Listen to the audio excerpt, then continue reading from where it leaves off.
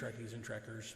So today I'm going to be walking you through the process that I use for making a figure that a lot of, especially fans of Deep Space Nine, but fans of Star Trek in general, have wanted for a long time. And that is a sort of, it's hard to see on this bright light, but this is a semi-transparent Constable Odo that I have made with interchangeable parts that are magnetic so that he can have the morphing for the changeling abilities. So stick it out with the video. It's going to be a pretty long one. It's all going to be sped up, showing you how I made the molds and poured everything up and the process of doing that. So I'll check you at the end of the video. So to beforehand, I took and I plugged all the holes up with some clay. This can be washed out later. I just wanted to make sure that it was fairly seamless, the work I was doing. This is the form that we're going to be using for making everything, lining it all with some Vaseline so that nothing sticks to it permanently. So now I've got some clay, and we're going to push this into the bottom of the form, and then I'll be pressing in like the arms and the legs and such, and this will make up the one side of the form for the mold. So yeah, it's just a matter of getting the clay, filling it in. This is the time-consuming part. The good thing is that when I was done, I thought I would lose most of this clay to drying up, but it actually stayed moist throughout the entire process, and I was able to save and reuse easily 99% of it. So yeah, here I was kind of figuring out where I wanted to put stuff. I wanted to be able to have the legs where the hips were my pour point. It's the kind of the same for the torso. I want it where the hips, where the hips comes together. That'll be the pour point for those as well. So again, covering everything in Vaseline, so that when I pour the silicone in a little bit, nothing sticks to it. You see, I'm kind of pushing it in, making sure it's got a good solid base, using some sculpting tools and brushes to push everything together, make sure it's smooth, so that the silicone just has a better structure to work on. So yeah, they're getting the torso in place. You can see the two white arms that I sculpted myself, the one that's sort of a tentacle, and then the hammer-shaped one is there on the bottom left of the box, and then the head is the next thing I'm working on, which I wanted the neck hole to be on the outside of the box, so that becomes where I can pour resin in. The idea being that I would only be able to do certain things at a time. I realized I wasn't going to get everything on one side. So we've got all but two of the arms joined up on one side. And then the other two, you have to, after it's set or you've finished it and emptied it, you pour from the other side. And I actually specifically did this so that the hands would be up from the clay side, because I wanted the silicone to be able to get the forms of the fingers much better. There's certain things you want to have better detail of in when you pour it, and that's one of them is like the fingers. the face. That's the reason that I've got the face upright. One thing I also didn't say is on the two arms where the shoulder joints are, I made clay to come up and make a butting up point there on the side wall, so that it makes it so that when the resin or the silicone dries, that's my pour point for pouring it in. So let's see, down to the last arm. We're gonna get the arms in, and then we'll be getting to. Oh yeah, that's what I just did there. It's called making a key. It's where you take and put a point where the silicone will be forced to lock in with the opposite side, so that it holds together better, and it's not just relying on the places where the mold lines up. It actually lines up on itself. Is about the best way to explain that. So yeah, we'll just give this a minute, because the next step, like I said, is going to be pouring the layer of silicone. And this required a lot of silicone, because after we get this side out and get the clay out, gotta pour silicone on the other side. So getting that last arm put in, I think I do make a couple more keys before I call it quits. And I think I did just add more in this clay in this bottom left corner, just to kind of make it an even surface. I didn't want it to be too unbalanced. So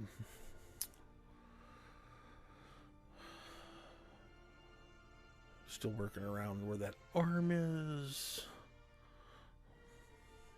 And I had the two arms that I made, I sculpted. Those were completely dried, hardened clay that I had then put Mod Podge on around the outside to make sure that they wouldn't have anything hold them up. And yeah, here we go. Here's the silicone. These are 1 pound in each one of these containers, and I think I used about 3/4 of each, so probably about 1.25 pounds to 1.5 pounds is each side, because I way underestimated. These cups are only a couple of ounces each. I think they're 4, so I'm pouring in about 6 to 8 ounces at this point, and then I realize, oh, that's not enough to cover, so I have to mix up some more, and that's what I'm going to do right now. So I'm basically at this point now emptying the rest of what's in there, which, like I said, that would be I think they were about 1/2 to 3/4 full when I started, because I make a lot of molds for stuff. This is just one of the first times I'm really going into depth trying to show you how I do that. So yeah, mixing that up and then pouring that in, and there we go. And that gets it covered. It then has to sit overnight to fully harden. So now we're going to take it out of the mold. And this is actually a really cool mold that can be taken apart and put back together real easily. So yeah, here I'm gently removing the pieces, getting them put over into the silicone half. And then getting the clay out of there. And like I said, the clay being set overnight it was actually about 28-30 hours the clay stayed dry. So yeah, we'll be putting this all back together, and then pouring silicone on this side where everything hopefully will come together.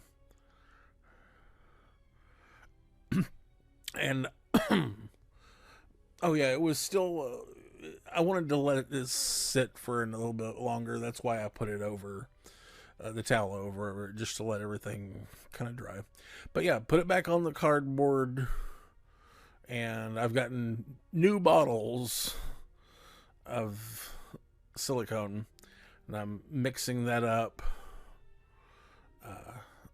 Again, going to have to do multiple pours, I think, because these are even smaller cups than I used the first time. Didn't learn my lesson, apparently. But get it all scraped out, mix it all together, pour it on top, and it makes your mold. And I guess I didn't show it, but I did apply more Vaseline to the layer, because otherwise the silicone will stick to the other silicone.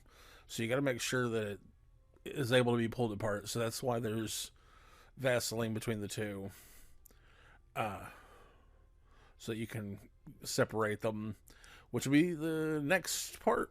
After this, I'll take and get this poured. I'm gonna actually end up leaving it for like 3 days. So the silicone got a good hard set on it before I would want to take it apart, and then because you really need to give the silicone longer before you start using it for molds for other stuff. So yeah, this is, like I said, about 3 days later. So we're on, honestly, about day 6 or 5. So yeah, taking everything out, kind of checking it out. I then did go and wash it, get some of the Vaseline off. Didn't really need that anymore. I did not water check this, which is something that I should have done. I just started pouring resin in. That was a mistake. That bottle, the paint that you just saw there, that's something I had mixed up. It's got some little bit of glitter, a little bit of yellowish gold in it, in order to sort of make up that transparent Odo look. And I am using the measuring marks on the side of the container there. You just can't see them. But yeah, it makes up that yellowish gold of a shapeshifter transforming. And so yeah, those holes, that'll be the big one. That was, of course, the torso. And if you're wondering what keeps wandering by at the top corner, that's my dogs. But yeah, I'll pour these in, realize that they're leaking, and that I should have put some harder supports on the sides. And so I had to actually get cardboard. I started off putting this clamp, and that was way too much. It needed to be softer than that. So I used rubber bands and popsicle sticks. You see it's leaking all down onto there. Like I said, should have water tested beforehand. Which is where you just get everything put together and you pour water in and check it. So this is another 48 hours later. The resin is all, well, actually it's a little longer than that, because I let it sit for 24 hours, flipped it over, poured the arms on the other side, and then here it is getting all pulled out, and everything is ready for the flashing to be cleaned up and sanded.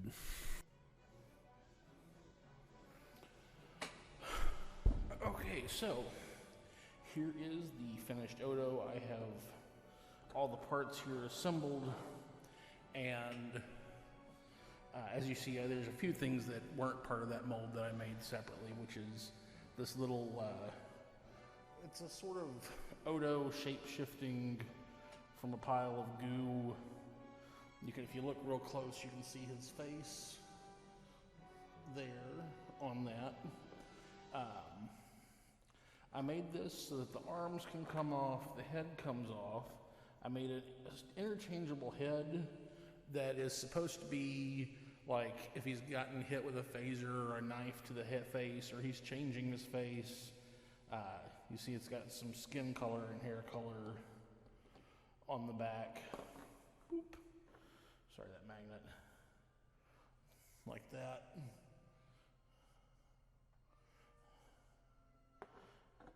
And it also separates at the waist so that if you want to have him transitioning, put the arm right there, put the tentacle arm, he can be sitting on the flat surface, transitioning into becoming a full-size humanoid figure. But yeah, all I did after the last part that you saw was I cleaned up all the flashing that was on the side. Had to do sand a lot to get them nice and smooth. There's still a few lines, to be honest, if you look terribly close, but it'll be okay. Of course, the tentacle hand, I suppose it can go on either side of the body. Whoop, if I can do it correctly. And I did make an arm that sort of looks like a hammer. It's a little bit big, which causes it to be heavy and causes it to want to hang down, but that's okay. So yeah, I will be honest, he is not going to stand freely on his own. He does have a hole in the foot, so you can put him on a base, and he will stand up that way. He does stay upright on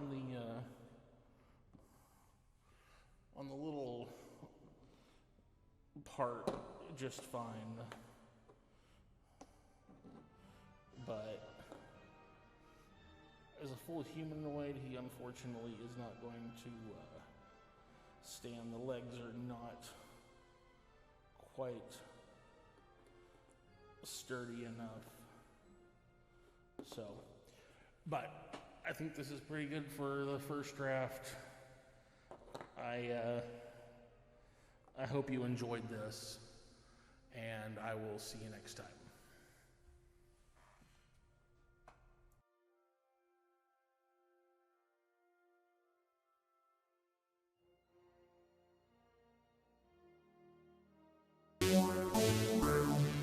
If you enjoy my videos and want to see more, please like, subscribe, and hit that bell icon.